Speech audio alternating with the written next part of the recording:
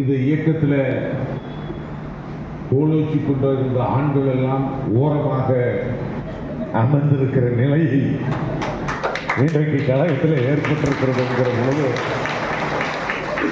நாளைக்கு உங்களில் ஒருவர் கூட இந்த தலைமை பொறுப்பு ஏற்கிற வாய்ப்போடு இருக்கிற சூழ்நிலையில் உங்கள் முகத்தை பார்க்கிற பொழுதே தெரிகிறது அந்த ஆனந்தமும் சந்தோஷமும். நன்றாக நில்லுங்கள், ஓரமாக நில்லுங்கள் என்று உங்கள் மைண்ட் வாய்ஸ் என்று சொல்லுவார்கள். அந்த மைண்ட் வாய்ஸ் தம்பிமார்கள் இருக்கையில் அமருமாறு நான் அன்போடு கேட்டுக்கொள்கிறேன். இது வெல்லும் தமிழ் பெண்களுக்காக நடக்கிற கூட்டம் என்ற சூழ்நிலையிலே தான் அவர்களை முன்னிலைப்படுத்தி நடக்கிற கூட்டம் என்ற காரணத்தினாலே ஏதோ அவர்களை முன்னிலைப்படுத்த வேண்டும் என்பதற்காக அல்ல, நாம் நன்றாக புரிந்து கொண்டோம் என்று சொன்னால் உலகத்துக்கு மிகச்சிறந்த வாக்கு வங்கி எது தெரியுமா? அன்பு சகோதரிகளுடைய வாக்கு வங்கி தான். திராவிட முன்னேற்ற கழகத்தினுடைய ஆணிவேர் எது தெரியுமா? இன்றைக்கு இந்த வெல்லும் தமிழ் பெண்கள் தான். ஆகவேதான் தலைவர் அவர்கள் தன்னுடைய சிந்தையிலே இந்த பெண்கள் முன்னேற்றப்பட வேண்டும், பெண்ணிய உரிமை பாதுகாப்பும் வழங்க வேண்டும். உரிமை மட்டுமல்ல, உடைமை உரிமை மட்டுமல்ல, அவர்கள் நாட்டில் பங்கேற்பாளர்களாக இருக்க வேண்டும் என்று சொல்லித்தான் இதை ஒரு மகளிர் படையாக, ஸ்டாலினின் மகளிர் படை என்று மெச்சுகிற வகையில்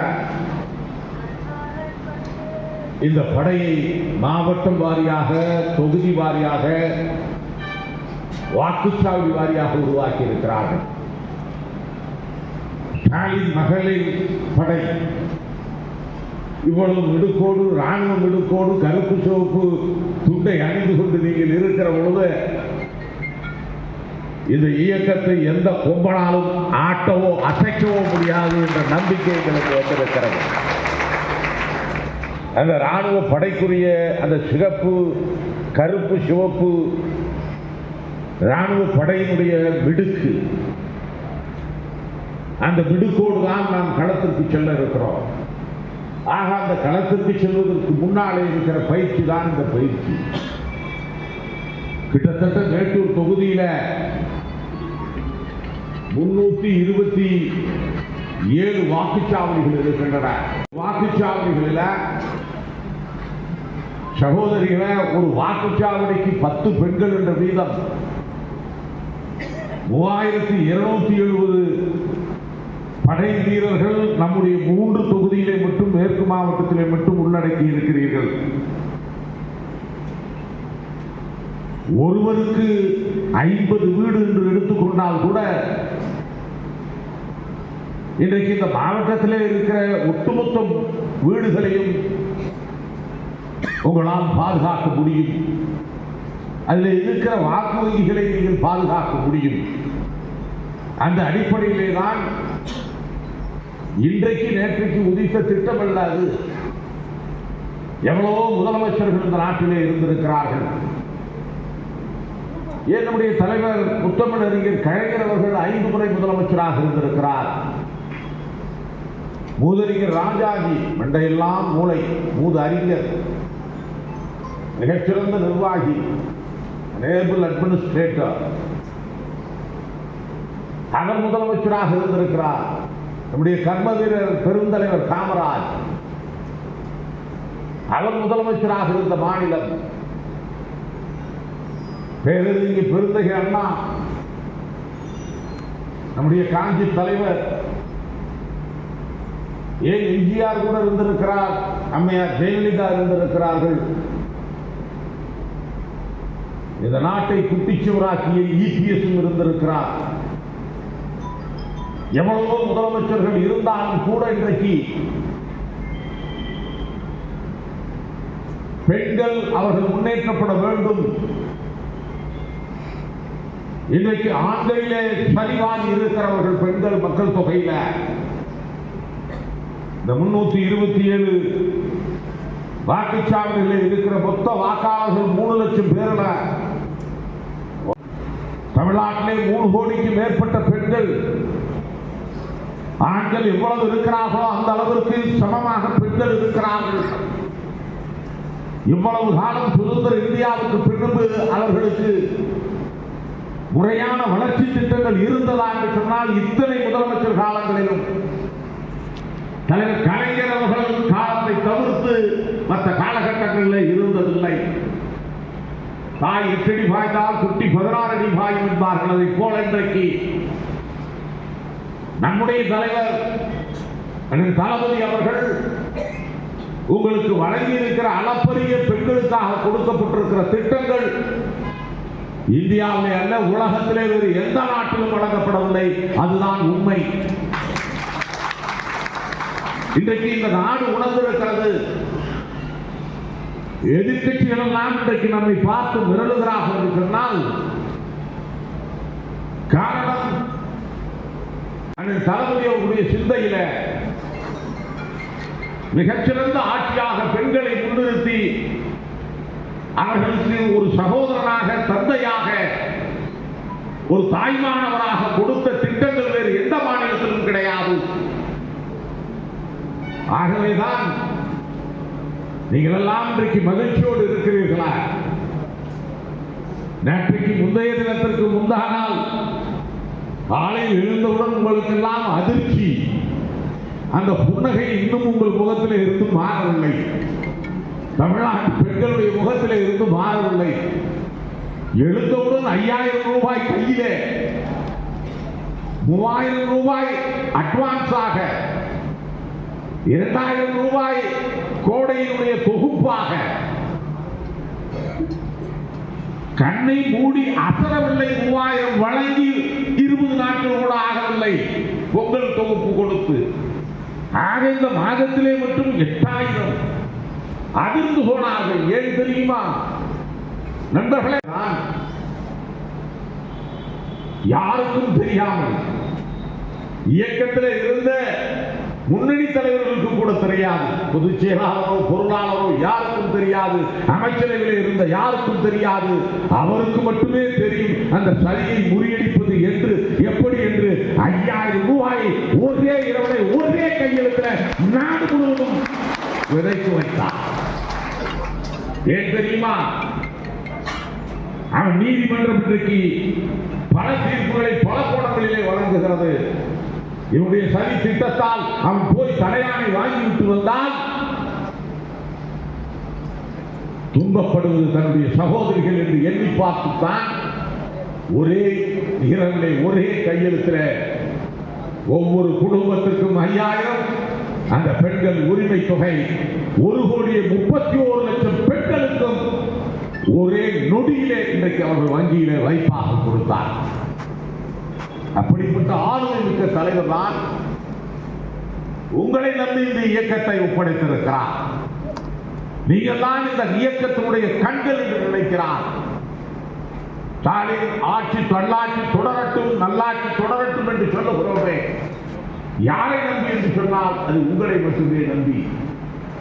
காரணம், இன்றைக்கு நண்பர்களை எல்லோரும் அதிர்ந்து போவதற்கு காரணம், இன்றைக்கு மாதம் 1000 ரூபாய் 38 மாதங்கள் தொடர்ந்து கொடுத்துக் கொண்டிருக்கிறார்.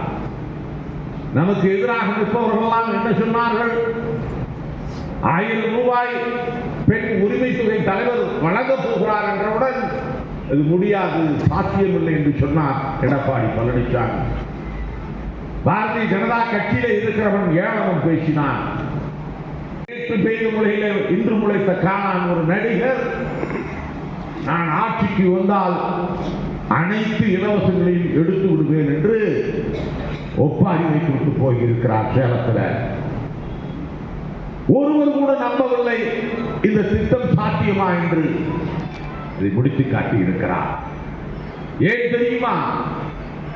இந்த பெண்கள், தமிழ்நாட்டு பெண்கள் அடுப்பூதம் மட்டுமே லாய்க்கு என்று நினைத்த அந்த மனநிலையை மாற்ற வேண்டும் என்று சொல்லி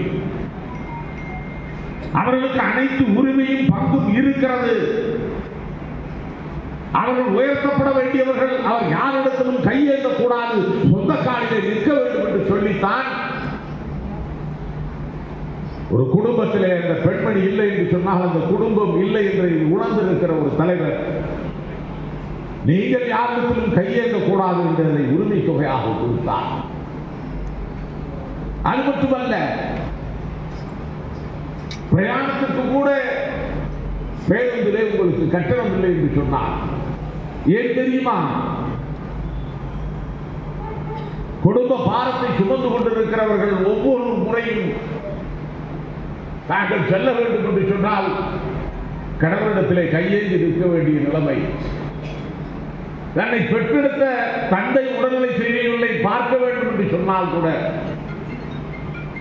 தான் பெற்ற பிள்ளையை திருமணம் செய்து கொடுத்த இடத்திலே கஷ்டப்படுகிறாள் பார்த்து வர வேண்டும் என்று சொன்னால் கூட கடவுளிடத்திலே கையேந்தி அவரை எதிர்பார்த்திருக்க வேண்டிய சூழ்நிலை எல்லாம் மாற வேண்டும். கல்யாணமா, கருமாதியா, காய்கறி கடையா, கோயிலா, எங்கு வேண்டுமானாலும் நீ செல்லலாம் என்று சொல்லித்தான் நீ யாரிடத்திலும் கையேற்றக்கூடாது, சொந்த காலிலே நிற்க வேண்டும் என்று சொல்லி அந்த கட்டணம் இல்லாத பயணத்தை கொடுத்தார். இன்றைக்கும் ஒரு திட்டத்தை கொடுத்தாரே, ஆட்சிக்கு வந்தவுடன் கையெழுத்திட்டார். நீங்கள் யார் ஏழை பெண்கள், நடுத்தர வர்க்க பெண்கள் அணிந்திருக்கிற அணிகலன்களில் ஒரு மூக்குத்தியும் ஒரு தோடும் ஒரே ஒரு வளையலும் தான். மீறி மீறி போனால் ஒரு தோடு மட்டும் இருக்கும் சில வீட்டிலே அதுவும் இருக்காது. அதை கூட அத்து அவசரத்திற்காக அடமானம் வைத்து நீங்கள் இந்த குடும்பத்தை காப்பாற்றுவீர்கள், அது கூட உனக்கு கடன் சுமையாக இருக்கக்கூடாது என்று சொல்லித்தான் தலைவர் அந்த நகை கடனையும் ரத்து செய்தார். காரணம், பாதிப்பவர்கள் நம்முடைய சகோதரி தானே என்று சொல்லி அந்த நிகழ்ச்சியிலே கூட அந்த நகையை திருப்பி கொடுக்கிற நிகழ்ச்சியில் அந்த கடன் தள்ளுபடியாகி எடப்பாடியிலே நான் ஒரு நிகழ்ச்சியிலே கலந்து கொள்ளுகிற பொழுது எல்லோரிடத்திலும் அந்த நகை தள்ளுபடியாகி அந்த நகையை கொடுக்கிற பொழுது எடப்பாடி நகரத்திலே அந்த நிகழ்ச்சி நடக்கிற பொழுது ஒரு பெண்மணியின் இடத்திலே வந்து நான் பேச வேண்டும் என்று கேட்டார். நான் கூட பயந்து போய் அவரிடத்துல ஒளிபெருக்கியை கொடுத்து என்னமா நானே பேசிடுறேன், என்ன பேச போற சொல்லுன்னு கேட்டேன். இல்லை நான் பேச வேண்டும் என்று சொன்னான். சரி பேசி என்று கொடுக்கிற போது அவள் கையிலே அவளுக்கு திருப்பி கொடுத்த அந்த 4 பவுன் தங்கச்சங்கிலியை எடுத்து பொதுமக்களிடத்துல அங்கே வந்தவர்களிடத்திலே காட்டி, இந்த செயலிலே தான் என் கணவருடைய உயிரை பார்க்கிறேன் என்று சொன்னார்.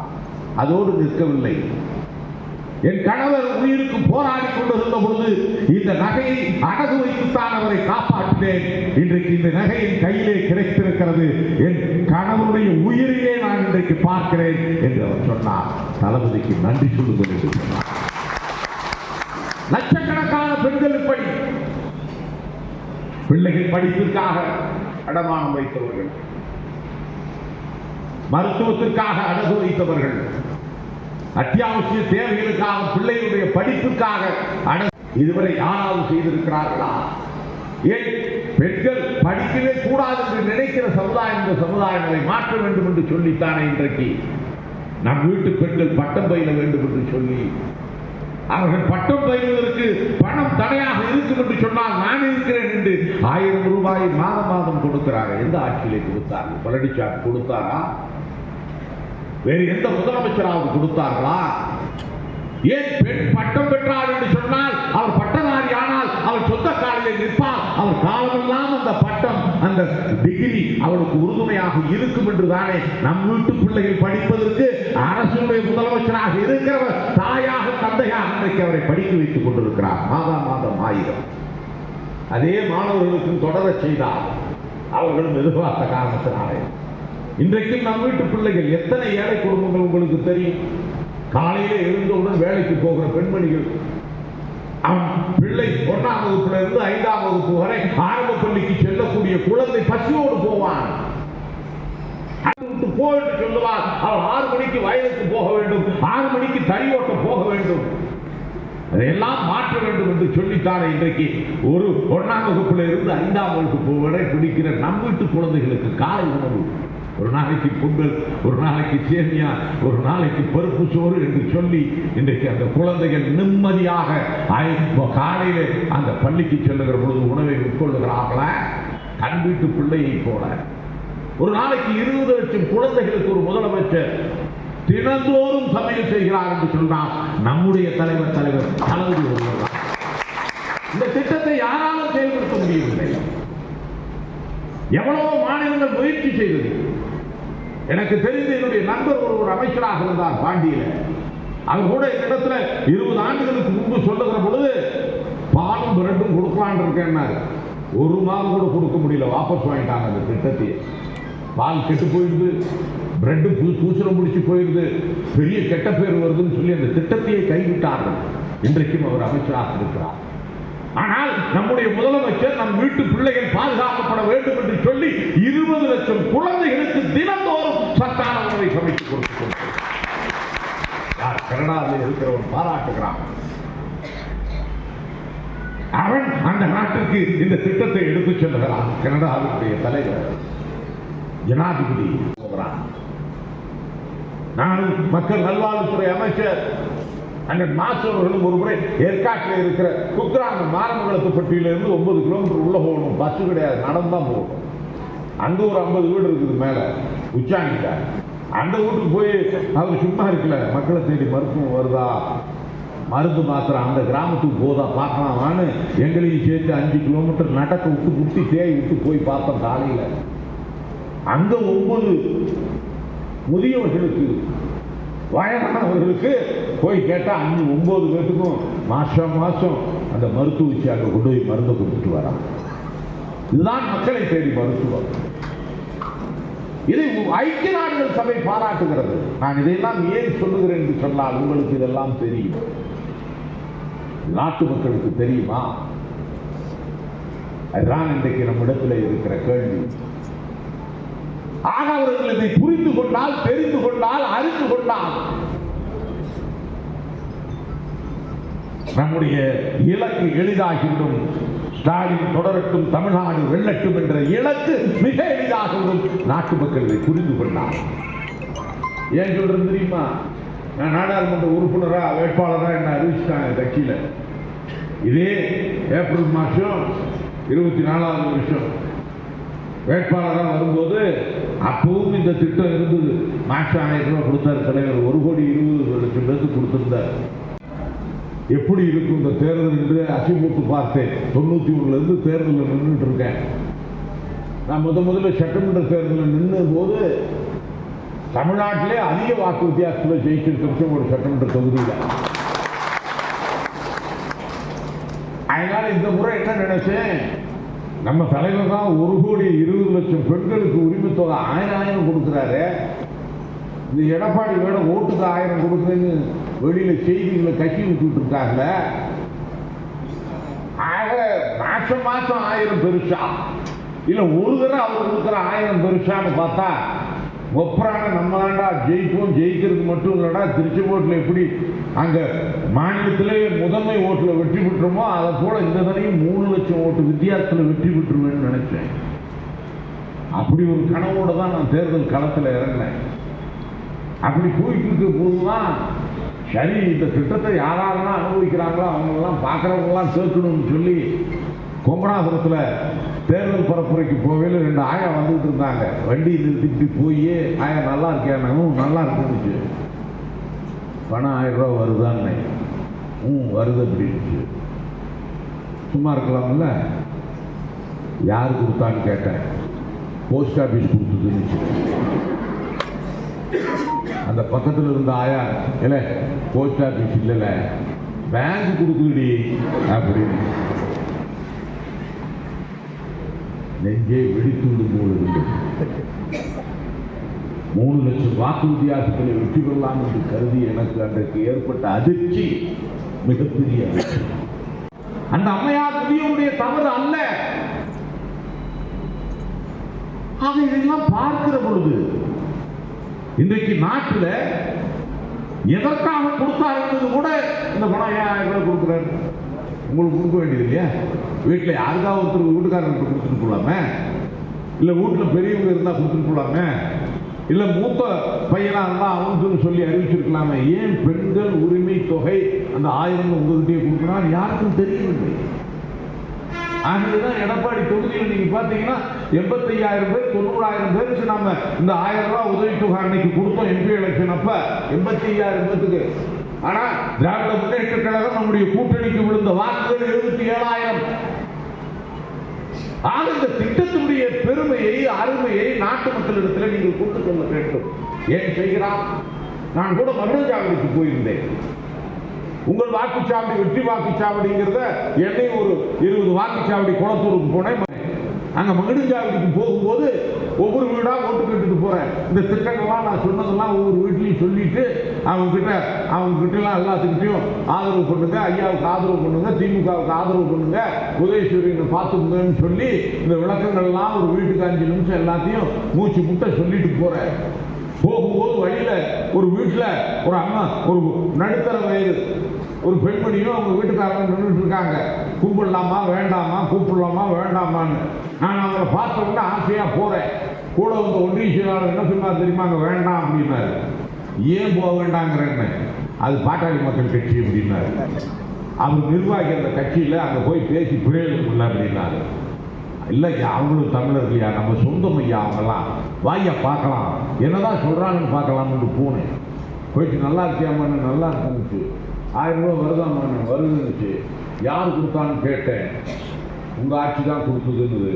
நம்ம ஆட்சி இல்லையா அப்படின்னு. இல்லை ஸ்டாலின் ஆட்சி கொடுத்தது அப்படின்னு. கல்யாணம் ஆகி எவ்வளோ நாள் ஆகுதுங்க? 25 வருஷம் ஆச்சுன்னு. அண்ணன் தானே வீட்டுக்காரர்? ஆமாம். அங்கே ஒரு பெரிய நின்னார் தடி ஊங்கிட்டு. அவர் யாருமாங்க? எங்கள் மாமனார் நினச்சி. எத்தனை குழந்தைங்க? 2 பேர் தான். என்ன பண்ணுறாங்கன்னு? 2 பேரும் பேங்க் காலேஜில் வேலை பார்க்குறாங்க, காலேஜில் படிக்கிறாங்க. பையன் ஒன்று பொண்ணு ஒன்று. பொண்ணு 3ஆவது வருஷம் படிக்குது, பையன் 1ஆவது வருஷம் முதல் ஆண்டு பட்டப்படிப்பு படிக்கிறான். அது 3ஆவது ஆண்டு பட்டப்படிப்பு படிக்கிறாங்கன்னு சொல்லிச்சு. சரிம்மா, 1000 ரூபா வருது, தலைவர் தான் கொடுக்காருன்னு சொல்லிட்டேன். ஏன் கொடுக்குறாருன்னு உனக்கு தெரியுமா அப்படின்னுச்சு. அது எப்படி எனக்கு தெரியும் அப்படின்னுச்சு. நான் சொல்லட்டுமாங்க? சொல்லுன்னுச்சு. 25 வருஷம் ஆச்சுல்ல கல்யாணம் ஆகி. இந்த 25 வருஷத்தில் என்னைக்காவது ஒரு நாள் ஒப்புறானே இந்த அண்ணன் ஊடு கூட்டியிருப்பாரான்னு கேட்டேன். என்னைக்காவது ஒரு நாளைக்கு கூட்டியிருப்பாரா சொல்லுமான்னு. இல்லை என்னைக்கா அவர் போட்டு மாட்டார், நான் தான் போட்டேன். அப்போ 25 வருஷமா நீ தான் ஊடு கூட்டிகிட்டு இருக்கிற. காசு தெளிச்சு தண்ணி தெளிச்சு கோலம்லாம் போடுவீங்களா? ஆமாம், 25 வருஷமா நான் தான் போடுறேன். அவர் போட்டிருக்கிற அழுக்கு துணியெல்லாம் யார் துவைப்பா அப்படின்னு. நான் தான் துவைக்கிறேன் அப்படின்ட்டு. வீட்டில் பிள்ளைகளுடைய துணியெல்லாம் நான் தான், எல்லாமே நான் தான் துவைப்பேன். பிள்ளைகள்லாம் வளர்த்து நீ தானே. உடம்பு சரியில்லாம் எங்கே கூப்பிட்டு போவேன்? ஆஸ்பத்திரிக்கு நான் தான் கூட்டிகிட்டு எடுத்துகிட்டு ஓடுவேன். அண்ணன் வந்திருக்காரா? வந்ததில்லை. சாப்பாடுலாம் செஞ்சு போடுறதில்ல, 3 வேளை வடித்து கொட்டுறையில். என்றைக்கா ஒரு நாளைக்கு சமைச்சிருக்காரான்னு கேட்டேன். இல்லைன்னுச்சு. நீ உடம்பு சரியில்லாமல் 2 நாள் படுத்திருந்தப்போ கூட அவர் சமைச்சாரான்னு கேட்டேன். இல்லை அப்போ கூட நான் தான் தடுமாறி கஞ்சி வச்சுக்குவேன்னு சொல்லிச்சு. அப்போ இரவு முழுவதும் அவர் சாப்பிட்டு போட்ட தட்டனாவது அவர் கழுவுவாரான்னு கேட்டேன். இல்லை நான் தான் கழுவுவேன் அப்படின்னுச்சு. அப்போ 25 வருஷமா இவ்வளவு வேலைகளை செய்துட்டு இருக்கிறையே, தாலிக்கிட்டே ஒரே காரணத்துக்காக, கழுத்து நீட்டின காரணத்துக்காக அண்ணும் பகலும் மாடா ஓடா உழைச்சிக்கிட்டு இருக்கியம்மா. அதுக்கு ஏதாவது சம்பளம் கொடுக்குறாங்களா? இருக்காங்க. ஒன்று நான் தானே பண்ணியாகணும் அப்படின்ச்சு. இது தியாகம். நீ இல்லைன்னா அந்த ஊடு கிடையாது. ஆகையினால்தான் உன் தியாகத்தை மதிக்கிற ஒரு தலைவர் முதலமைச்சராக இருக்கிற காரணத்தினால்தான் உனக்கு 1000 ரூபா கொடுக்குறாங்க. தியாகத்தை மதிக்கிற தலைவர் இருக்கிறதுனால 1000 ரூபாய் ஏன் கொடுக்குறாரு தெரியுமா? உங்களுடைய தியாகத்துக்காக கொடுக்குறாருன்னு. சரி, பிள்ளைங்கள்லாம் காலேஜ் போகுது, பணம் கிடைக்குதா அப்படின்னு. அவங்களுக்கு மாதம் பேங்க்கில் 1000 ரூபா வந்துருக்குண்ணா அப்படின்னுச்சு. அதுக்கப்புறம் பெரியவர் ஏதாவது முதியோர் உதவித்தொகை வாங்குறாரான்னு. பெரியவருக்கும் இந்த 2-3 வருஷமா 1200 ரூபா முதியோர் உதவித்தொகை கிடைக்குதுன்னுச்சு. அப்போ நம்மளே நீ உங்கள் வீட்டுக்கு அரசாங்கத்திலேருந்து 4200 ரூபா வருது சொலையா அப்படின்னு. ஆமாம், நான் சிரிச்சுக்கிட்டு சொல்லிச்சு. அப்போ கேட்டேன், யாருக்குமா ஓட்டு போடுவேன்னுச்சு. தலையை சொல்லிக்கிட்டே சொல்லிச்சு. இந்த போக்குவரத்து மாங்கான்னு தான் போவார். சத்தியமாக நான் உதவிக்கு தான் சத்தியமாக உதவிக்குறிக்கான ஓட்டு போடுவேன்னு சொல்லி. தலைவருடைய திட்டங்கள் அவ்வளவு தாக்கத்தை ஏற்படுத்தி இருக்கிறது. அந்த பெண்மணி புரிந்து கொண்ட காரணத்தினாலே தான் நம்ம என்ன பண்றோம்? பரப்புரைக்கு போவையில, ஓட்டு கேட்க போவையில அந்த பாட்டாளி விடுறா அது வேண்டான்ட்டு போறோம், அது ஏடிஎம்கே விடுறா அது வேண்டான்ட்டு போறோம். செய்யாது. அவர்களும் நம்ம வீட்டு பிள்ளைகள், நம்முடைய தலைவருடைய சகோதரிகள், உற்ற சகோதரிகள். அவர்களுக்கும் தாயாக, தந்தையாக, தமையனாக இருக்கிறார் நம்முடைய தலைவர் ஒருவர் தான். ஆகவேதான் உங்களுக்கு இந்த பயிற்சி, இந்த பரப்புரை தேவை என்று சொல்லுவது. ஆக இன்றைக்கு ஒரு வீடியோ போட்டு காமிக்க போகிறோம். அந்த வீடியோவில் நம்ம எல்லாம் என்ன செய்யணும், இந்த வெள்ளும் தமிழ் பெண்கள் என்ன செய்யணுங்கிற அந்த குறிப்புரையோடு அது தலைவர் சொல்லியிருக்கிற விஷயங்கள்லாம் அதில் இருக்குது. அதை நீங்கள் ஒருவர் பயிற்சி எடுத்துக்கொண்டால் போதாது. நீங்கள் போய் உங்களுடைய வாக்குச்சாவடிகளில் இருக்கிற 10 பெண்களுக்கும் அந்த பயிற்சியை கொடுத்து வருகிற 23ஆம் தேதி ஆரம்பித்து மார்ச் 8ஆம் தேதி வரை ஒரு நாளைக்கு 10 வீடு பார்த்தீங்கன்னா போதும், ஒரு நாளைக்கு 15 வீடு பார்த்தீங்கன்னா போதும், 10 வீடு போதும். ஒரு 10 வீடு பார்க்கறதுக்கு 1 மணி நேரம் தான் தேவை. அந்த 1 மணி நேரத்தில் நீ வேலை இழக்க வேண்டியதில்லை, கூலி இழக்க வேண்டியதில்லை, சமைச்சு வச்சுட்டு வந்துடலாம், சாப்பாடு கெட்டு போயிடும், வேலைக்கு போக முடியாத கெட்டு போயிருக்கிற அச்சம் உணர்வே வேண்டியதில்லை. அந்த 10 பேரை கூட்டிகிட்டு போய் இப்போ நான் சொன்ன கருத்துக்கள் எந்த வீட்டுக்கு போனீங்கனாலும், தமிழ்நாட்டில் எந்த வீட்டுக்கு போனீங்கனாலும் தலைவர் தளபதியுடைய திட்டங்களை அனுபவிக்காத வீடே கிடையாது. அதுதான் உண்மை. போனா ஒன்று அந்த பொண்ணு 1000 ரூபாய் வாங்கும், இல்லைன்னா முதியார் உதவித்தொகை வாங்குவாங்க, இல்லைன்னா பஸ்ல கட்டணம் இல்லாத பயணம் போகும், இல்லைன்னா விவசாயிகள் கடன் தள்ளுபடி ஆயிருக்கும், நகை கடன் தள்ளுபடி ஆயிருக்கும், இல்லைன்னா மகளிர் சுய உதவி குழுக்களுக்கு பணம் கிடைத்திருக்கும், அல்லது மகளிர் சுய உதவி குழுக்களுக்கு கடன் தள்ளுபடி செய்யப்பட்டிருக்கும், இல்லைன்னா சின்ன பிள்ளைங்க இருந்தா அந்த சின்ன பிள்ளைங்க காலை உணவு திட்டத்தில் பயன்பட்டிருக்கும், இல்ல முதியோர் இருந்தாங்கன்னா அந்த முதியோருக்கு மருந்து கிடைச்சிருக்கும், இல்ல ஒரு ஆக்சிடென்ட் ஆகியிருந்தா கூட தலைவருடைய முதல்வருடைய காப்பீட்டு திட்டத்தில் அவன் உயிர் பிழைத்திருப்பான். இப்படி அடுக்கிக் கொண்டே ஒரு வீட்டுக்கு போனீங்கன்னா அவங்க அரசாங்கத்துடைய கழக அரசுடைய திட்டங்களை அவர்கள் அனுபவிக்காமலே இருந்திருக்க முடியாது. அந்த அளவிலே நீங்கள் அந்த 10 பேரும் பயிற்சியோடு நாங்கள் கொடுக்கிற இந்த பயிற்சியோடு நீங்கள் சென்று என்று சொன்னால் என்ன 26ல் என்னை எதிர்க்கிற அத்தனை பேரும் டெபாசிட் இழந்து விடுவார்கள். அதுதான் இன்றைக்கு உண்மை. 234 தொகுதியில் 200க்கும் மேற்பட்ட தொகுதியை வெற்றி காட்ட முடியும் என்ற அந்த உறுதிமொழியை நாம் இன்றைக்கு எடுத்துக்கொள்ள வேண்டும் என்று அன்போடு கேட்டுக்கொள்கிறேன். அதற்கு முன்பாக நானே பேசுவது சரியல்ல, நீங்கள் பேச வேண்டும். இன்றைக்கு இனிமேல் தமிழ்நாட்டிலே நீங்கள் தான் பேச வேண்டும். ஏனென்று சொன்னால் இன்றைக்கு உங்களை அவர்கள் வெறும் பயனாளிகளாக தலைவர் பார்க்கவில்லை. ஏதோ 1000 ரூபாய் பெறுகிறார்கள் என்ற பயனாளிகள் அல்ல, பயனாளிகள் மட்டுமல்ல, மாநில வளர்ச்சியினுடைய பங்குதாரர்கள் என்று சொல்லுகிறார். ஏன் பங்குதாரர் என்று சொல்றார் தெரியுமா? இன்னைக்கு 5000 ரூபாய் நீங்க வாங்கிட்டு வீட்டில் வச்சு பூட்டிடுறது இல்லை. 5000 ரூபாய் செலவு பண்ணும்போது என்ன ஆகுது? செலவு பண்ணாமல் இருக்க முடியாது. நாம மளிகை கடைக்கு போய் ஏதாவது வாங்குறோம், துணி கடைக்கு போய் ஏதாவது வாங்குறோம், மருந்து கடைக்கு போய் ஏதாவது வாங்குறோம், வேண்டிய தேவைகளை பூர்த்தி பண்றோம். அப்ப வாங்கும் போது நம் கையில இருக்கிற பணம் சுழற்சி ஆகிறது. பொருளாதாரமே மணி சர்க்குலேஷன் தான், பொருளாதாரமே பண சுழற்சி தான். அப்படி ஒரு பருப்பு வாங்கினா அந்த பருப்பை விற்கிறவனுக்கு பொருளாதாரம், அந்த பருப்பை உற்பத்தி செய்தவனுக்கு பொருளாதாரம், அந்த பருப்பு உற்பத்தி செய்ய கூலிகளை பார்த்தவனுக்கு பொருளாதாரம் என்று சொல்லி அது அப்படியே சுழற்சியாக போவதுதான் பொருளாதாரம். ஆகவேதான் உங்களை பங்குதாரர்கள் என்று சொல்லுகிறார்கள். 1000 ரூபாய் ஒவ்வொரு வீட்டிலே இருந்து போகிற பொழுது இதுதான் எக்கனாமி, இதுதான் பொருளாதாரம். பொருளாதாரம் வேற ஒன்றும் இல்லை. எங்கிட்ட இருக்கிற பணம் நானே வச்சுட்டு இருந்தேன்னா அதுக்கு பிரயோஜனம் கிடையாது. காரணமாக ஏற்படுகிற அந்த பொருளாதார நடவடிக்கைகள் தான் நாட்டை வளர்க்கும். அந்த அடிப்படையிலே தான் இன்றைக்கு தமிழ்நாட்டிலே நண்பர்களே 11.6% இன்றைக்கு அவர்கள் நாம் பொருளாதார வளர்ச்சி அடைந்திருக்கிறோம். என்ன சொல்லுங்க? வேர்க்க வர்ற அண்ணனுக்கு ரொம்ப அவசரம். ஏன் 1000 கட்டிட்டு இருக்கிற? மே மாசத்துக்கு அப்புறம் 2000 சொல்ல அது கடைசி கட்டணம் வச்சிருந்த கிளைமேக்ஸை உடச்சி விட்டிய 1000 2000 போகிற பொழுது 1000 எவ்வளவு ஆர்வம் பாருங்க அவருக்கு. ஆரம்ப காலத்திலிருந்து உழைக்கிற அந்த தோழர் 1000 2000 போகிற பொழுது இன்றைக்கு அதனுடைய எக்கனாமிக் சர்க்குலேஷன், பொருளாதார சுழற்சி, பண சுழற்சி இந்த நாட்டை உயர்த்துகின்ற காரணத்தினாலே தான் உங்களை பங்குதாரர்கள், தமிழ்நாட்டுடைய வளர்ச்சியிலே பங்குதாரர்கள் என்று சொல்லுகிறார்கள். ஆகவே இதையெல்லாம் புரிந்து கொண்டு இந்த இயக்கத்தினுடைய வாழ்வும், இந்த இயக்கத்தினுடைய வளர்ச்சியும், இந்த இயக்கத்தினுடைய வெற்றியும் இன்றைக்கு எவ்வளவோ செய்திருக்கிற இயக்கம் இந்த இயக்கம். திராவிட முன்னேற்ற கழகம் இல்லை என்று சொன்னால் உங்களுக்கு சொத்திலே பங்கு இல்லை. எனக்கு 4 சிஸ்டர்ஸ் இருக்காங்க. இன்னைக்கு வீட்டுக்கு வந்தா கையை கட்டிக்கிட்டு வாயை குத்திக்கிட்டு, டேய் பிரியாணி ஆக்குனியாடா அத்தைக்கு, பிரியாணி 2 நாள் இருந்துட்டு போய் சொல்றா, ஐஸ்கிரீம் வாங்கிக்கூடா, ஸ்வீட் வைடா, மச்சான் வந்துட்டாரு கோழி அடிச்சு போடுறான்னு ஏன் சொல்றேன் இல்லைன்னா அந்த சகோதரி பங்கு கேட்பாங்கிட்ட அதை கொடுத்தது நம்முடைய தலைமை கிழமை முத்தமிழ் இருக்கிற கலைஞர்.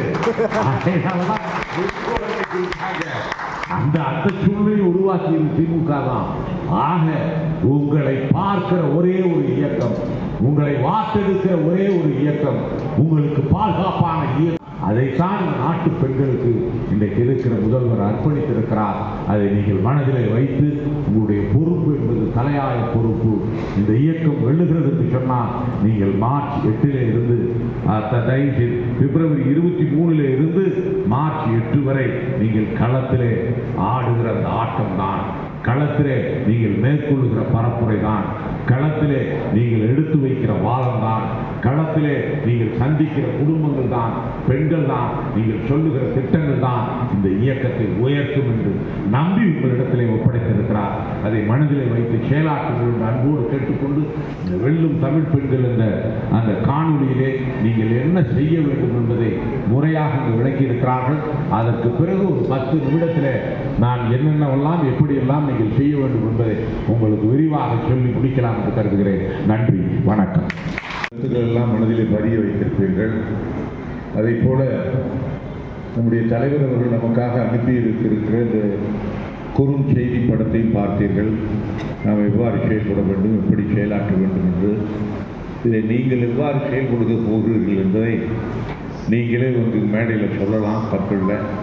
யாரெல்லாம் இதில் கருத்து சொல்லணும்னு விரும்புகிறீங்களோ தயவுசெய்து மேடைக்கு வாங்க. ஒரு நிமிடத்தில் யார் பெயரையும் சொல்ல வேண்டாம், பாராட்டுதல்கள் எதுவும் வேண்டாம். இந்த திட்டத்தை நீங்கள் எப்படி செய்தால் நல்லாயிருக்கும், எப்படி செய்ய போகிறீங்க அப்படிங்கிற விளக்கத்தை நீங்கள் யார் வேணாலும் வந்து பேசலாம். பேசுகிறவங்க கை தூக்குங்க, வெற்றி இதில் நிச்சயிக்கப்படும். ஆகையினால அன்பிற்குரிய சகோதரிகளை, இங்கே பேசிய 10-15 மகளிரும் மிக சிறப்பாக பேசினார்கள். அவருடைய என்ன வெளிப்பாட்டை மிக தெளிவாக எடுத்து சொல்லியிருக்கிறார்கள். ஆக இவர்கள் தான் இன்னைக்கு நாளைக்கு ஒவ்வொரு வாக்குச்சாவடியிலையும் பேச போகிறவங்க. அதனால் நீங்கள் உங்களை எப்படி நீங்கள் ஒவ்வொரு வாக்காளர்களையும் அணுகுறீங்களோ, அவங்ககிட்ட எப்படியெல்லாம் நீங்கள் முறையிடுறீங்களோ அது ரொம்ப ரொம்ப முக்கியம். ஆக அதற்குண்டான பயிற்சி நீங்கள் தயவு செய்து கவனம் செலுத்தணும்னு நான் கேட்டுக்கிறேன். முதல்ல இந்த வீடு வீடாக செய்கிற பரப்புரையை நீங்கள் மேற்கொள்ளும் போது இன்றைக்கு நீங்கள் ஒரு QR கோடுன்னு சொல்லி நீங்கள் எல்லாமே டவுன்லோட் பண்ணியிருப்பீங்க, உங்கள் ஃபோனில் பண்ணியிருப்பீங்க. பண்ணாதவங்க இதை பண்ணி வச்சுக்கிடுங்க. நீங்கள் மட்டும் இந்த QR கோடை பதிவு பண்ணால் போதாது. உங்கள் வாக்குச்சாவடியில் இருக்க மீதம் இருக்கிற 9 சகோதரிகளும் அதை பதிவு பண்ணணும். முதல் வேளையாக இந்த 2-3 நாளைக்குள்ள அவங்களையும் இந்த QR கோடை ஃபோனில் பதிவு பண்ணி